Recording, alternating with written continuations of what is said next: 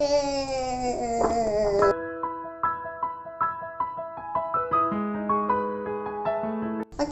sebenarnya aku udah beres baca ini beberapa hari lalu lah, cuman baru sempet tag aja. Nah, kalian mungkin tahu banget waktu buku ini keluar, Jessica sama Crystal bikin video dan ngebahas beberapa. Nah, kalau Rachel Kim pasti udah jelas, di story Jessica pun udah ditulis ya. Mungkin sekitar 90% itu adalah Jessica Jung, dan Jessica pun bilang Rachel Kim itu dia.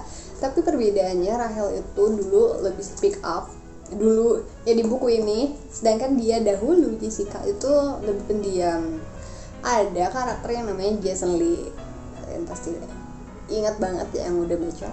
Sosok Jason Lee itu imajinasinya Jessica, dan sudah dipastikan kalau misalnya itu imajinasi, jadi beberapa kejadian bersama Jason Lee pasti imajinasi Jessica. Jadi sudah jelas buku ini adalah fiksi. Kalau ini biografi, pasti semua halnya real yang diceritakan oleh dia. Betul kan?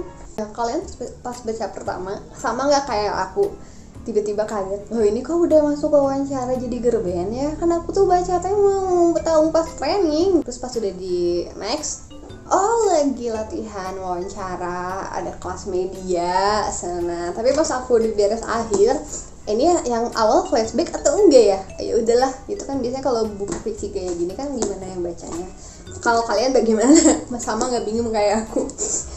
Aku langsung loncat ke halaman 14. Ada sosok Mina di sini.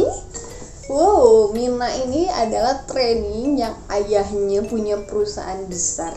Ya. Sama lagi nggak kayak aku pas tahu, pas tiap ada karakter muncul, ini siapa ya? Atau si ini? Atau si ini? Aku pas baca yang Mina ya, apakah si ini? Oh masa sih? Apa sih? Gitu nggak? Soalnya aku pas baca yang Mina tuh kok nyebelin banget ya, training ini nyebelin banget gitu. Ini di sini ada namanya Lizzie, Lizzie, Mina tuh kayak satu geng dan yang suka gangguin Rachel lah.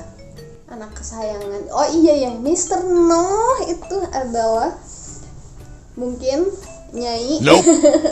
Nah di sini tuh dibilang kalau Rachel tuh kesayangannya Mr. No. Dari mulai jadwal lain-lain tuh Rachel tuh kayak dilonggarkan lah sama Mr. No. Sorry ya kalau misalnya tidak bahas semua, ini biar pada ini aja, pada penasaran pengen baca langsung gitu. Aku lucu banget kalau udah Leah muncul. Leah tuh kan karakter Crystal, dan Crystal sendiri yang kayak aku pengen namanya Leah gitu.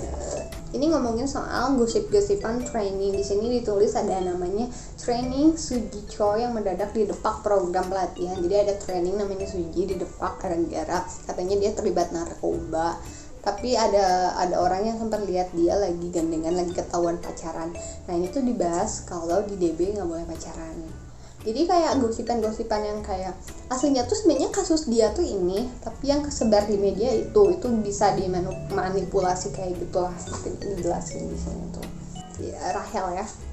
Tahun ini ketika ayah dan ibuku harus bekerja di hari Minggu, mereka memintaku membawa Leah ke tempat latihan. Lalu tersebarlah gosip bahwa Leah adalah anak haramku dan bahwa aku harus menjaganya dari hari Senin sampai Jumat, dan itulah sebabnya aku hanya berlatih selama akhir pekan.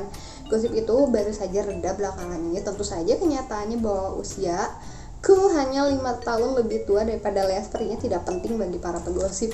Ya sih kebayang aja gitu ya, Rachel masih umur 17, Leahnya tuh 12 tahun. Kan kebayang Rachel waktu ngelahirin waktu masih umur 5 tahun, jadi didiemin aja gosipnya. Saking kayak saingan antar training tuh ketat banget, jadinya ada hal-hal kayak gini. Aku kan tahu kalau Jessica tuh katanya hobi olahraganya emang suka kayak cowok tuh dulu, kayak tinju, sepak bola. Ini dia lokasinya lagi di tempat tinju ayahnya. Nah, jika aku sekarang berada di DB ya, kemarin aku sempat bingung DB itu apa ya, ternyata nama entertainment. Aku pasti merasa malu, para pelatih tidak suka apabila ada training yang berkeringat. Aku heran aja sih, kan namanya latihan, nari apalagi pasti kan keringetan. Itu nggak boleh. Bahkan setelah berlatih selama berjam-jam katanya keringat membuat kami terlihat tidak profesional dan kusam. Jadi harus tetap glowing gitu. Kalau misalnya keringatnya harus tetap glowing. Jangan liatin nih. Nah, ini menarik sih menurut aku. Rachel tuh lebih bersih tegang banget sama ibunya ya di buku ini, karena Rachel udah masuk pelatihan tahun ke-6. Jadi ibunya kayak, aduh nih anak gue tuh bakat nggak sih, ini bakal didebutin nggak sih. Kan di sini ceritain kalau mereka tuh bela-belain dari Amerika, LA ya, untuk pindah ke Korea demi mewujudkan impiannya Rachel gitu. Di sini tuh Rachel, bentar guys, ini kok merah-merah. Udah, Rachel tuh nggak boleh ke tempat rumah trainee, jadi nggak boleh main gitu mungkinnya sama ibunya. Lea kayak ngebantu, jadi ngebantuin ngebohong biar kakaknya bisa pergi gitu. Ini Lea yang ngomongnya, si Kembaco akan mengadakan sesi belajar selama akhir pekan sebagai persiapan kuliah. Mereka bahkan menyewa guru les private dan belajar sampai larut malam gitu. Udah, kurasa mereka menyebutnya pesta les, ya kan Uni? Ya, terus bagaimana kau bisa tahu tentang itu? Tanya Uma kepada Lea dengan alis terangkat. Aku menguping pembicaraan Rachel dan Hyeri di telepon. Lea berbohong dengan indah. Aku mengunyah ayamku, mencoba mempertahankan raut wajah netral saudara. Adikku ada calon pemenang Oscar. Iya, sekarang dia jago banget main drama. Ternyata dari umur 12 Lea tuh dijago. Inilah pertemuan pertama Rachel dan Jason. Aku tahu sih kamu ya, waktu bikin cerita ini kamu imajinasi banget ya ketemu seorang idol gitu. Gini deh, biasanya kalau kalian ada di posisi Rachel, terus ada idol yang udah lagi naik daun terus ngedeketin kalian, kan itu tuh kayak satu bimbang. Aku tuh kayak ngerasain banget Rachel tuh, jir gue tuh udah latihan udah 6 tahun nih, terus aturan di entertainment tuh nggak boleh pacaran, sedangkan ini ngedeketin wae gitu, kayak udah ngebatin banget lah. Jason Lee, oke, dia adalah training asal Toronto yang terbang ke Seoul, dan dia yang paling populer di grupnya Next Boys ya. Yang penasaran dengan ungu-ungunya, keuguan Jason Lee, silakan baca ini ya. Terus dia ada kalimat yang gini loh, ketika dia ada di situasi yang kayak oke, ini banyak petinggi datang gitu, menegakkan kepala, menekukkan kaki, sedikit mengecilkan perut dan meluruskan bahu, tersenyum seolah-olah seluruh dunia adalah sahabatku. Ini hanya kalimat, tapi kalau dilakuin kayak kalau kita lagi moodnya nggak enak kan, ada soal operasi plastik katanya. Mereka pernah mendepak seorang gadis hanya karena gadis itu tidak setuju melakukan operasi lipatan mata.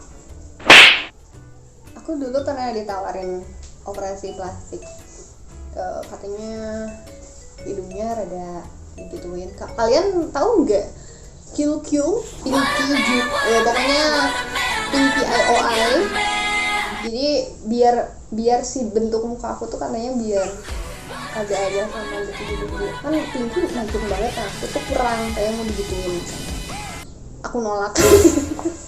So gelis mana ya? Tapi waktu di agensi aku nggak apa-apa kalau nggak mau, karena tahu kan muslim. Ini tuh didepak men, nggak menolak operasi plastik dikeluarin. Wow, mereka juga pernah mendepak sekelompok trainee yang memasang satu foto di Instagram. Nih, aku suka Jason Lee bilang sama si Rachel kan, semakin sering orang-orang yang membicarakan dirimu, semakin berharga dirimu untuk dibicarakan. Jadi kalau kalian diomongin sama orang tuh kalian tuh masih berharga, jadi penting gitu, penting banget diomongin. Aku masih butuh kertas sih. Gitu Jason, aku mengerti sekali kenapa seorang Rachel jadi benar-benar suka banget sama Jason, karena dari banyak banget loh, ungu banget loh Jason tuh di buku ini. Aku pengen bikin kalian para cewek-cewek yang haluin idol dan naksir sama kalian, Jason tuh udah kayak. Nah ini nih ada sesuatu yang wow, kata aku tuh soal perawatan alis Eugene. Ya, aku suka banget sama Eugene, itu salah satu yang ngebantu Rachel yang kayak ngeyakinin para petinggi, karena Rachel tuh melakukan hal-hal yang memalukan. Rachel tuh udahlah nggak bisa jadi artis maneh gitu. Udah dia tuh di acara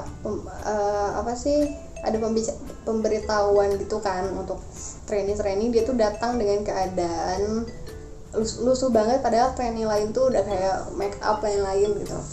Izin mempersilahkan kami masuk ke kantor setelah aku dan Akari. Ini Akari itu salah satu sahabatnya Rahel ya di sini, sama si kembar Cok.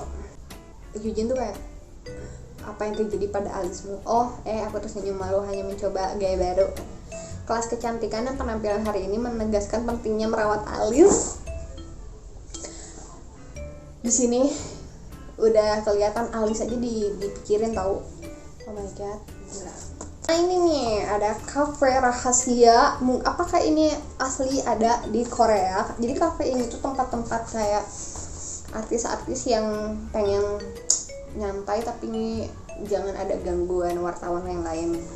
Yujin tuh kayak nyuruh Rahel buat melakukan sesuatu agar dia tidak didepak dari agensi.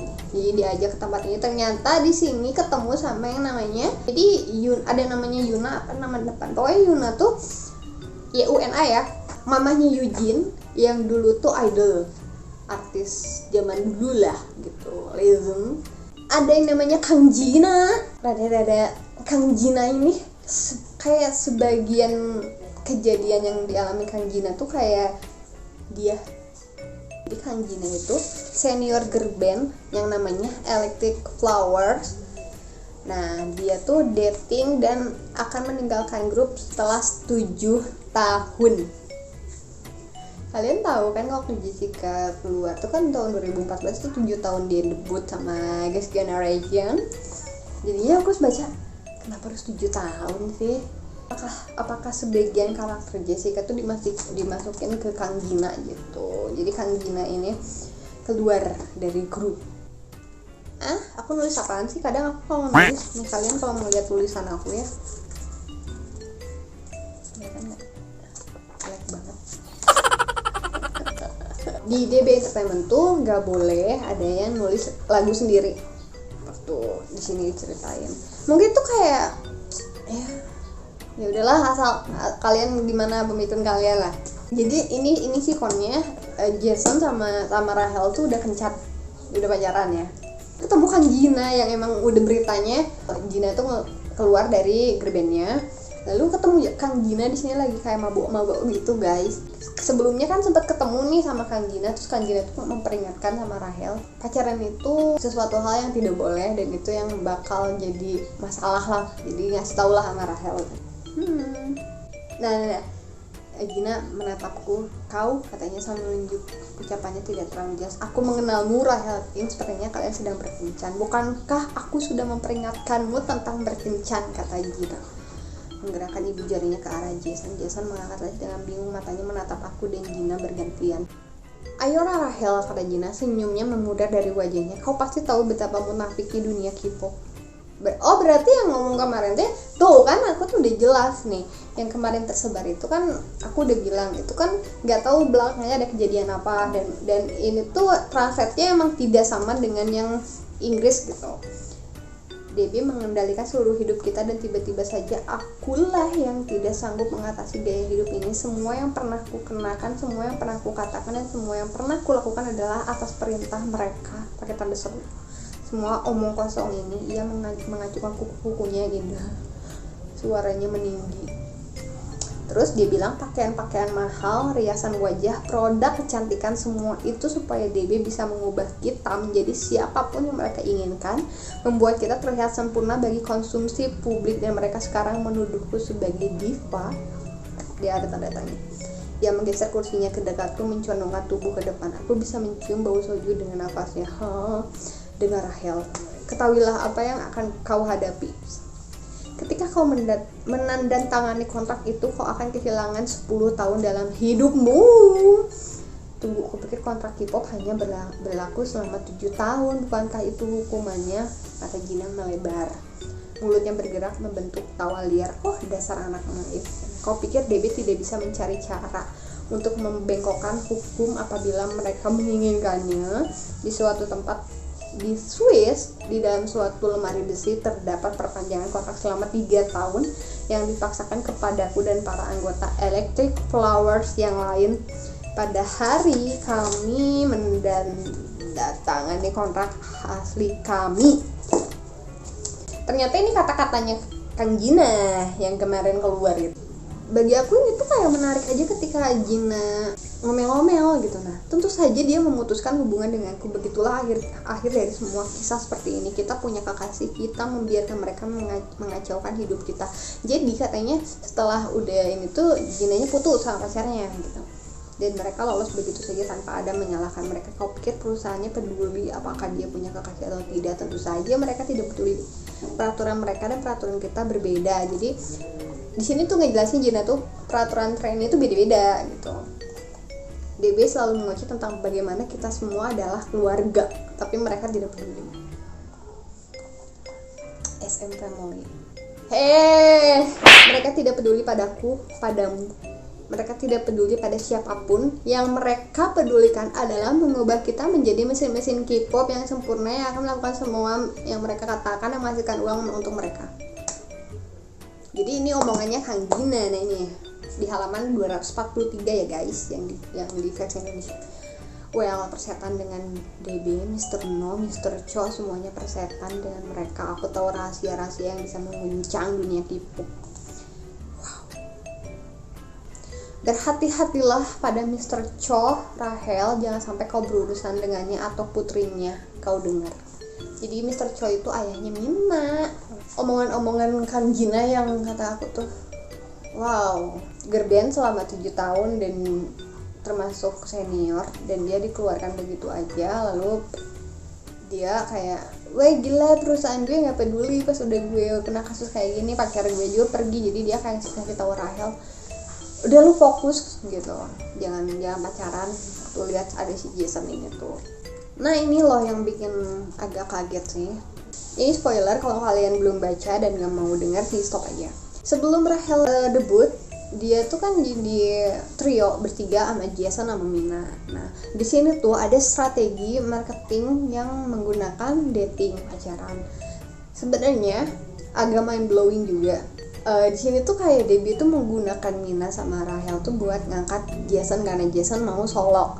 Jadi lagunya tuh seolah-olah biar nyambung. Sekarang banyak banget suka nyambungin ya, kalian suka kayak ini lagu ini buat Jessica ya, kayaknya ini tuh di sini dijelasin. Jadi ada strategi marketing di mana ketika Jason solo tuh orang-orang bakal nyalahin Rahel sama Mina yang kayak, kamu training baru udah berani-beraninya bikin Jason patah hati. Jadi biar nyamain sikon dimana Jasonnya nulis lagu itu sendiri, padahal mah itu tuh kayak settingan dari entertainmentnya. Nah ini aku suka kata-katanya Lea.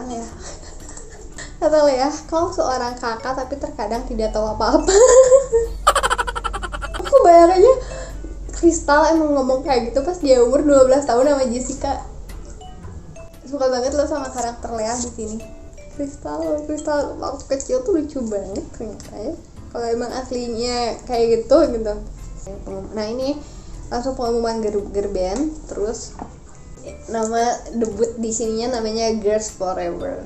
Yongoni Sonyoside Aparodo Sonyoside Chigaman Chigaman Sonyoside Aparodo Sonyoside Yongoni Sonyoside. Jadi nama debut ininya Girls Forever dengan 9 member. Ini aku udah ya nyanyinya. Sekarang kita bahas, kita tebak-tebakan siapakah Mina, siapakah Lizzy, siapakah Enggi, siapakah Akari, siapakah si kembar Cho. Kalau Jason tuh emang udah khayalan Jessica ya, udah itu Crystal. Pokoknya yang udah pas itu ya Rahel sama Lea. Mina, spoilernya, cluenya dia anak pengusaha besar. Ini bahaya nggak ya? Aku mau tanya sama kalian, ketika Mina muncul, yang ada di pikiran kalian Mina itu siapa? Akari. Akari itu ujungnya dikeluarin dari DB. Mungkin itu sahabat Jessica yang di luar entertainmentnya dulu. Si kembar Cho, coba kasih clue, temen Jessica yang kembar siapa? Yang di luar entertainment ya, aku kayak lupa ya. Ada beberapa nama di grupnya Jason, cowok-cowok itu. Ada kan di pestanya rumah Mina. Cuman kan yang disorot banget itu Mr. No, ya udah jelas ya yang DB entertainmentnya. Yang menariknya tuh dari Mina, ternyata dia tuh kayak dituntut perfect sama ayahnya, jadinya mungkin kenapa sikap dia seperti itu. Dia ngelakuin hal salah aja udah dimarah-marahin, kayak kamu bukan anak saya, kan kasihan ya anak umur segitu. Dan aku suka banget ada part yang dimana tuh dia nyadar kita tuh saling butuhin loh gitu. Kamu jago nyanyi, aku jago di nari, kata Mina, kita harus saling membantu. Ini banyak, aku tuh di kepala tuh banyak yang pengen disampaikan tapi takutnya pabulit gitu. Aku nggak ada skrip kalau misalnya udah ngomong kayak gini. Aku masih speechless. Mina tuh siapa, ya ampun, udah kayak udah netting gitu mikirnya, oh dia kah, oh tapi kan dia tuh jago nyanyi gitu, tapi di sini Minanya jago dance gitu. Coba aku menarik sih soal karakternya Jason Lee, tapi karena itu emang khayalan, aku berpikirnya kayaknya nggak sebagian persen ada idol cowok yang kayak gitu, kecuali emang si training idolnya punya aura kuat banget sampai si Jason Lee yang idol lagi naik daun tuh kayak suka banget gitu sama Rahel. Ya mungkin dua orang ini gitu kan, jadi pengen bahas mereka nih, bahas aja ya. aku curhat dikit ya. Aku tuh udah pernah bikin konten soal cloningan artis SM. Pertama sama Teh Nui yang pernah ada di konten aku. Itu emang nggak sengaja kedelete sama aku videonya. Lalu kedua aku bikin sama Mari sama Mela yang pas konten Super Junior. Itu aku kontennya simpan di harddisk dan itu harddisk aku rusak. Itu udah 2 kali aku bahas soal SM cloningan dan nggak tahu kenapa semesta kayaknya nggak boleh, Wulan nggak boleh bahas.